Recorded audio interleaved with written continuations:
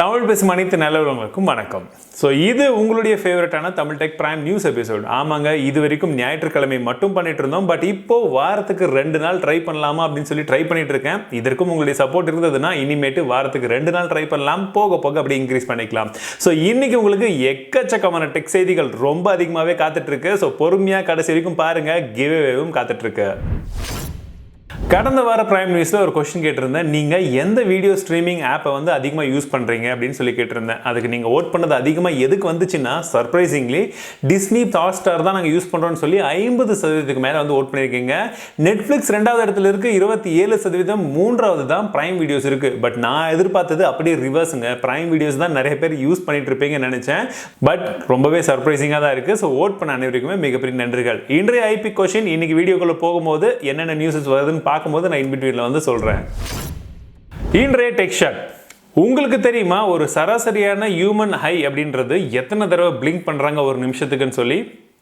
நார்மலாக பார்த்தீங்கன்னா 20 முறை வந்து பிளிங்க் பண்ணுறாங்க. ஆனால் இதுவே ஒரு சிஸ்டமில் உட்காந்து நீங்கள் கம்ப்யூட்டர் ஸ்க்ரீன் அதிகமாக பார்க்குறீங்க அப்படின்னா வெறும் 7 தடவை மட்டும்தான் நம்ம பிளிங்க் பண்ணுவோம். அதனால தான் ஒரு ஹியூமன் ஹை, ஒரு பேப்பரில் இருக்கக்கூடிய எழுத்துக்களை நீங்கள் படிக்கும் பொழுது வேகமாக படிப்பீங்க. ஆனால் டிஜிட்டலில் படிக்கும்போது 10% வந்து ஸ்லோவாக தான் படிப்பீங்கன்றதில் ஒரு ஆய்வறிக்கை சொல்கிறாங்க.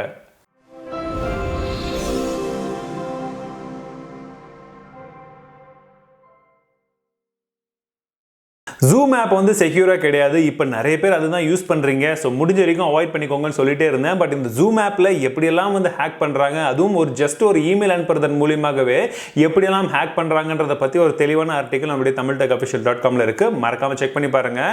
3 விதமாக வந்து இதை ட்ரை பண்ணுறாங்க. ஸோ இது ஒரு பக்கம் இருக்க, இந்திய அரசாங்கம் அஃபிஷியலாக ஒரு அனௌன்ஸ்மெண்ட்டை கொடுத்துருக்காங்க. என்னன்னா, இந்தியாவில் இருக்கக்கூடிய யார் வேணாலும் இந்த ஜூம் ஆப்புக்கு ஆல்டர்னேட்டிவாக ஒரு புது ஆப்பை கண்டுபிடிங்க, செக்யூராக நம்மளுடைய இந்தியர்கள் யூஸ் பண்ற மாதிரி ஒரு ஆப்பை வந்து கண்டுபிடிங்க. அப்படி கண்டுபிடிச்சீங்கன்னா உங்களுக்கு 1 கோடி ரூபாய் பரிசு காத்துட்டு இருக்குன்னு சொல்லிட்டு இருக்காங்க. அதை பத்தின மேலும் விவரங்கள் நான் டிஸ்கிரிப்ஷன்ல வந்து லிங்க் கொடுக்குறேன், அஃபிஷியல் லிங்க், போய் செக் பண்ணி பாருங்க. இந்திய அரசாங்கமே சொல்றாங்க அஃபிஷியலா, உங்களுக்கோ உங்க நண்பர்களுக்கோ ஆப் டெவலப்மெண்ட்ல நாலேஜ் இருந்ததுன்னா இது நல்ல சான்ஸ். நம்ம நாட்டுக்கும் சேவை பண்றதுக்கு ஒரு பக்காவான விஷயமா இருக்கும். உங்களுக்கு 1 கோடி ரூபாய் சம்பாதிக்கிறதுக்கும் செம்மையான விஷயமா இருக்கும். மறக்காம ட்ரை பண்ணி பாருங்க. ரீசெண்டாக ஒரு வீடியோ போட்டிருந்தேன். அந்த வீடியோ என்னன்னா, சைனீஸ் ஸ்மார்ட் ஃபோன்ஸை நம்ம பாய்காட் பண்ணணுமா அப்படின்னு கேட்டு கொஸ்டின் மார்க்கோட வீடியோ போட்டிருந்தேன். பட் நிறைய பேர் அதை தவறாக புரிஞ்சுக்கிட்டீங்க. நம்ம வந்து பாய்காட் பண்ணணுமா, எப்படி நம்ம பாய்காட் பண்ண முடியும் அப்படி இப்படின்னு கேட்டுட்டு இருந்தீங்க. உண்மையை சொல்ல போனால் அந்த வீடியோவில் சைனீஸ் ஸ்மார்ட் ஃபோன்ஸை பாய்காட் பண்ண முடியுமா, அப்படி பண்ணுறதா இருந்ததுன்னா உங்களுக்கு ஆப்ஷன்ஸ் என்னென்ன இருக்குது அப்படின்ற மாதிரி மட்டும்தான் நான் வந்து சொன்னேனே தவிர, நம்ம எல்லாருமே சைனீஸ் ஸ்மார்ட் ஃபோன்ஸை வந்து கண்டிப்பாக பாய்காட் பண்ணணும் அப்படின்ற விஷயத்தை வந்து நான் சொல்லவே கிடையாது.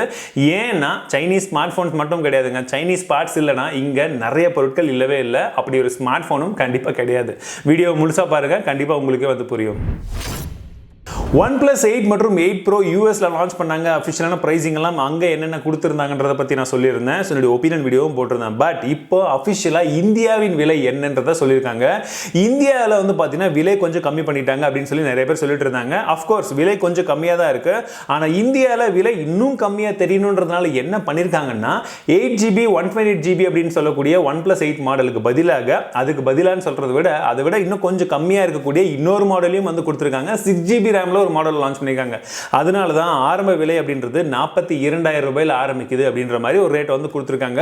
பட் மற்றபடி இருக்கக்கூடிய மற்ற ரேட்ஸ் நீங்க பார்த்தீங்கன்னா கூட, ஈவன் OnePlus 8 Pro உடைய ரேட் பார்த்தீங்கன்னா உங்களுக்கு 55,000 ரூபாய்க்கு வந்து ஸ்டார்ட் ஆகுது. ஸோ இதெல்லாமே வந்து உண்மையிலேயே ஒரு சூப்பரான ரேட்டுங்க. யூஎஸ்ல கம்பேர் பண்றதை விட இந்தியாவில் ஒரு நல்ல கம்மி பண்ணி தான் வந்து ரேட் கொடுத்துருக்காங்க. அதுலயும் சிறப்பான ரேட் அப்படின்னா OnePlus 8 Pro இது கண்டிப்பா ஒரு பெஸ்ட் பையா இருக்கும் அப்படின்னு நான் எதிர்பார்க்கிறேன் ஃபீச்சர்ஸை வச்சு. பட் மொபைல் கையில் வரட்டும், டெஸ்ட் பண்ணிட்டு எப்படி இருக்குன்றதை நான் சொல்றேன். வாட்ஸ்அப்ல குரூப் வீடியோ காலிங் பண்ண முடியும். இப்போ அதோடைய கேப்பபிலிட்டிஸை டபுள் பண்ணியிருக்காங்க. ஆமாங்க, இது வரைக்கும் 4 பேர் வரைக்கும் ஒரு குரூப் வீடியோ காலில் பேச முடியும். இனிமேட்டு 8 பேர் வரைக்கும் பேச முடியும் அப்படின்றது போல ஒரு புது அப்டேட்டை சீக்கிரமாக கொண்டு வரேன்னு சொல்லியிருக்காங்க. மேபி இந்த டைம்ல கூட உங்களுக்கு அப்டேட் வந்துட்டு இருக்கலாம். பீட்டா வெர்ஷனில் செக் பண்ணி பாருங்க. 8 பேர் அப்படின்னா உங்களையும் சேர்த்து இன்னும் ஒரு 7 பேர்கிட்ட நீங்க வந்து பேசலாம். நல்லா இருக்குல்ல? அதே போல கூகுள் டியோவும் லோ பேண்ட்வித்ல குரூப் காலிங் வீடியோ சாட்டை வந்து எப்படி பண்றதுன்றதை ட்ரை பண்ணிட்டு இருக்கிறதா சொல்றாங்க. மேபி சீக்கிரமா கூகுள் தரப்புல இருந்தும் ஒரு அப்டேட் வந்து கிடைச்சிடும். iPhone 12 பார்க்கறதுக்கு எப்படி இருக்கு, என்ன இருக்கு அப்படின்றதெல்லாம் கடந்த வாரம் பிரைம் நியூஸ்ல வந்து சொல்லியிருந்தேன், அதாவது கடந்த எபிசோட்ல. பட் இப்போ அதை பத்தின பல விதமான விஷயங்கள் லீக் ஆயிருக்கு. குறிப்பா சொல்ல போனா அதோடைய நாச் பெரிய நாச்சா இருக்குன்னு தான் நம்ம வந்ததுல இருந்தே கம்ப்ளைண்ட் பண்ணிட்டு இருந்தோம் இல்லையா. பட் இப்போ இந்த நாச்சுடைய சைஸ் ரொம்ப குறையல, பட் ஓரளவுக்கு குறைஞ்சிருக்கு. பிகாஸ் அந்த நாச்ல நிறைய விதமான சென்சர்ஸ் கொடுத்துருக்காங்க. ஜஸ்ட் அந்த ஸ்பீக்கரை மேல மூவ் பண்றதன் மூலமா மட்டுமே 30% சைஸ் வந்து இந்த நாச்சுடைய சைஸ் வந்து குறைஞ்சிருக்கிறதா சொல்றாங்க. பார்க்கறதுக்கு ஓரளவுக்கு ஓகேங்க. முன்ன இருந்ததை விட இது கண்டிப்பா ஒரு இம்ப்ரூவ்மெண்ட் மாதிரி தான் வந்து தெரியுது. அது மட்டும் கிடையாது, இந்த iPhone 12ல 120 ஹெர்ட்ஸ்க்கான ரெஃப்ரெஷ் ரேட்ஸும் இருக்கிறதா வந்து சொல்லிட்டு இருக்காங்க. இதுவும் சூப்பரான ஒரு விஷயம் இல்ல. பிளஸ் இதுல 5 nm டெக்னாலஜில A14 பயோனிக் சிப்பும் வந்து வரப்போறதா சொல்றாங்க. ஸோ இது எல்லாமே வந்து லீக்டு ஸ்பெக்ஸ் மட்டும் தான். அதுலயும் குறிப்பா இது கம்ப்ளீட்டா லீக் தான், பட் உண்மையா அப்படின்றது தெரியலைங்க. லைட்னிங் போர்ட்டுக்கு பதிலாக டைப் சி போர்ட் வந்து கொடுக்க போறதா வந்து சொல்லிட்டு இருக்காங்க. அப்படி இது உண்மையா ஆனால் கண்டிப்பா ஐபோனுடைய லெவல் வேற மாதிரி இருக்கும். பிகாஸ் நீங்க எந்த போன் கேபிள் வேணாலும் போடுங்க, ஆண்ட்ராய்டுல இருந்து ஐபோன்ல இருந்து எல்லாத்துக்குமே டைப் சி கொடுத்துட்டாங்கன்னா நமக்கு பிரச்சனை இல்லை.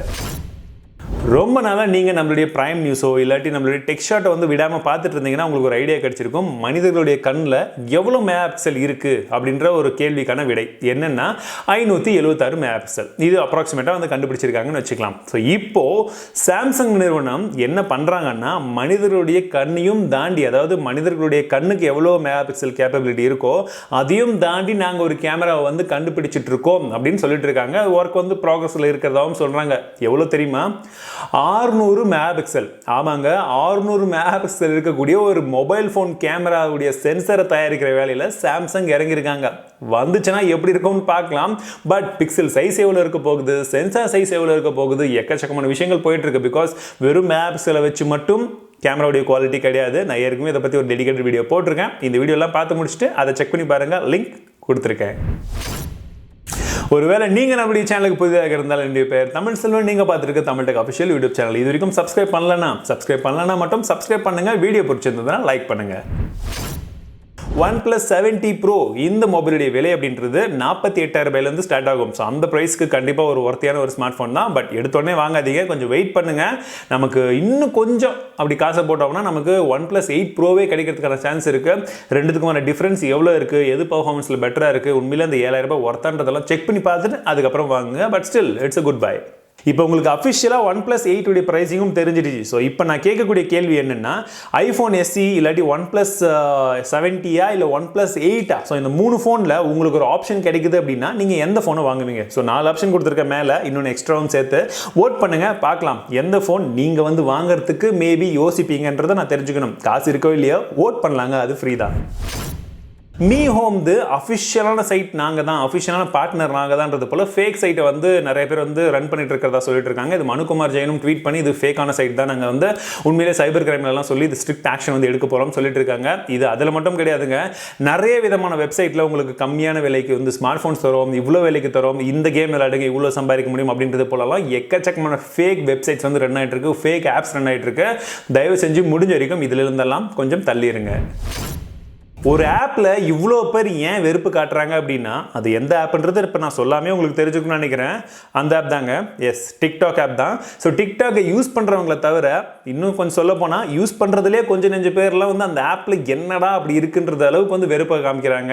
அதற்கான ஒரு காரணங்கள் அப்படின்னு சொல்லி நிறைய விஷயங்கள் இருக்குது. பட் இந்த சைடில் பார்த்தீங்கன்னா டிக்டாக்ல தான் போட்ட வீடியோக்கு லைக்ஸே வர்றதில்லை. ரொம்ப நாளாக நான் போட்டுட்டு இருக்கேன், எல்லாருக்குமே லைக் இருக்குது, எல்லாரும் செலிபிரிட்டியாக இருக்காங்க, நம்ம எதுவுமே இல்லையே, நமக்கு செலிபிரிட்டி ஸ்டேட்டஸ் எப்போ வரும், யாரும் லைக் பண்ண மாட்டேங்கிறாங்கன்றத நினைச்சு 18 வயது வாலிபர் சூசைட் பண்ணிக்கிட்டதா ஒரு நியூஸ் வந்திருக்கு. ரொம்பவே வந்து சோகமான செய்தி தான். பட் நம்மளுடைய யங் ஜெனரேஷன் வந்து எந்த அளவுக்கு மோசமாக மாறிட்டு இருக்கு அப்படின்றதுக்கு எக்ஸாம்பிளே வந்து தேடவே வேணாங்க. டெய்லி வந்துக்கிட்டே இருக்கு ஒரு லைக்காக, அதுவும் டிக்டாக்ல வர்ற லைக்குக்காக. என்ன சொல்றது, நீங்க என்ன நினைக்கிறீங்க? ஃப்ளிப்கார்ட் அமேசானுக்கு போட்டியாக ஜியோவும் ஃபேஸ்புக்கும் இப்போ இணைஞ்சிருக்காங்க. ஆமாங்க, ஜியோ வந்து பார்த்தீங்கன்னா இந்தியாவில் இருக்கக்கூடிய நம்பர் 1 டெலிகாம் ஆப்ரேட்டர். ஸோ இவங்க கிட்டத்தட்ட 30 கோடிக்கு மேலே வந்து சப்ஸ்கிரைபர் பேஸ் இந்தியாவில் மட்டுமே இருக்கு. ஸோ இந்த ஜியோடைய கம்பெனியில் 100% ஷேரில் 9.99% ஷேரை வந்து ஃபேஸ்புக் நிறுவனம் வாங்கியிருக்காங்க. எவ்வளோக்கு வாங்கியிருக்காங்கன்னு தெரியுமா? கிட்டத்தட்ட 43,574 கோடி. ஆமாங்க, வெறும் 10% ஷேருக்கு 43,574 574 கோடி கொடுத்து வாங்கியிருக்காங்க. அப்போ ஜியோவுடைய டோட்டல் மதிப்புன்றது நீங்கள் அப்ராக்சிமேட்டாக கணக்கு வச்சிங்கன்னா ஒரு 4.5 லட்சம் கோடின்றதை நீங்கள் கணக்கு வச்சுக்கலாம். ஸோ அந்த அளவுக்கு ஷேரை வாங்கியிருக்காங்க. ஆனால் இந்த பார்ட்னர்ஷிப் எதற்காகன்னு பார்த்தீங்கன்னா, ஜியோ மார்ட் அப்படின்னு சொல்லக்கூடிய ஒரு கம்பெனி வந்து ஜியோ ஆரம்பிச்சாங்க இல்லையா, அதுவும் ஜியோக்குள்ள தான் இருக்கு. ஸோ இந்த ஜியோ மார்ட் எதற்காகனா, அமேசான், பிளிப்கார்ட் இவங்களுக்கு காம்படிஷனா லோக்கல்ல இருக்கக்கூடிய சின்ன சின்ன பிசினஸ் எல்லாம் வந்து நாங்கள் ஒன்று சேர்க்க போறோம் அப்படின்னு சொல்லி முகேஷ் அம்பானி ஆரம்பிச்சாரு.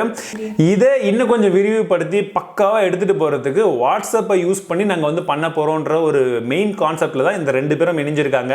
ஸோ வாட்ஸ்அப் ஏற்கனவே தெரிஞ்ச விஷயம் தான், வாட்ஸ்அப் பிசினஸ் இருக்கு, வாட்ஸ்அப் பே இப்போ கொண்டு வர போறதா சொல்லிட்டு இருக்காங்க. ஸோ இந்த மாதிரி எல்லா விஷயங்களும் இருக்கு, அவங்க கிட்ட ஒரு சப்ஸ்கிரைபர் பேஸும் இருக்கு. இந்த வாட்ஸ்அப்பை பயன்படுத்தி இந்த ஜியோ மார்ட்டுடைய ஒரு ஈக்குவலான ஒரு டெக்னாலஜி ரெண்டுத்தையுமே இணைச்சு நம்ம லோக்கல்ல இப்போ என்னோட வீடு இருக்குன்னா இந்த லோக்கல் இருக்கக்கூடிய ஏரியாஸ்ல இருக்கக்கூடிய சின்ன சின்ன பிசினஸ் எல்லாத்தையுமே ஒண்ணா சேர்த்து இந்த வாட்ஸ்அப் மற்றும் ஜியோ மார்ட்டுடைய காம்பினேஷன்ல நம்மளால லோக்கல்ல இருந்தே வந்து ஷாப்பிங் பண்ண முடியும். இந்த மாதிரி இந்தியாவில் இருக்கக்கூடிய கிட்டத்தட்ட 6 கோடிக்கு மேற்பட்ட சின்ன சின்ன வியாபாரிகள் எல்லாமே நாங்க வந்து ஒண்ணா இணைக்க போறோம் அப்படின்றத போல சொல்றாங்க. சொல்றது கேட்கறதுக்கெல்லாம் நல்லதா இருக்கு. உண்மையிலேயே இதே நடந்ததுன்னா ரொம்பவே நல்லா இருக்கும். வேற எதுவுமே வந்து அவங்க யோசிக்காம டேட்டா மற்ற விஷயத்தை பத்தி பேசாம இந்த மாதிரி எடுத்துட்டு போனா சூப்பரா இருக்கும். சின்ன சின்ன வியாபாரிகள் எல்லாருமே கண்டிப்பா மேல வருவாங்க.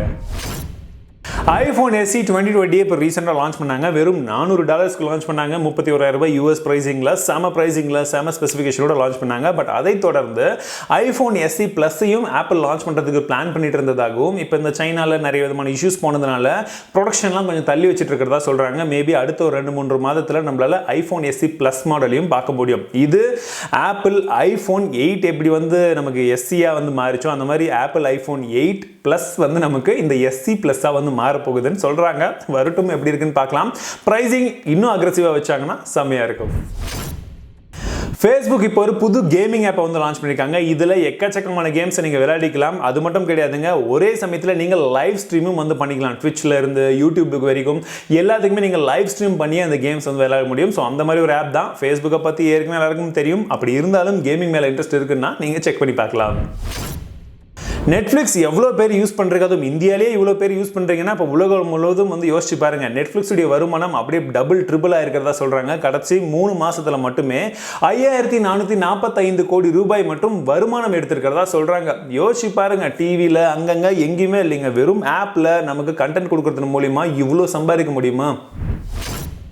டாடா நிறுவனம் அவங்க இந்தியாவிலேயே பார்த்தீங்கன்னா கிட்டத்தட்ட 1,500 கோடிக்கு மேலே கவர்மெண்ட்டுக்கு டைரெக்டாக வந்து இந்த கொரோனா வைரஸ்க்கு எதிராக நிறைய விதமான விஷயங்களை வாங்குறதுக்கு வந்து டொனேஷன் கொடுத்துருக்காங்க. இது இல்லாமல் தனித்தனியாகவும் நிறைய விஷயங்களை பண்ணியிருக்காங்க. பட் இவங்க ஒரு ஸ்டார்ட் அப்பை வந்து பேக் பண்ணியிருந்தாங்க. அதாவது MITயில் இருக்கக்கூடிய ஒரு ஸ்டார்ட் அப்க்கு இவங்க ஃபண்ட் பண்ணிட்டு இருந்தாங்க.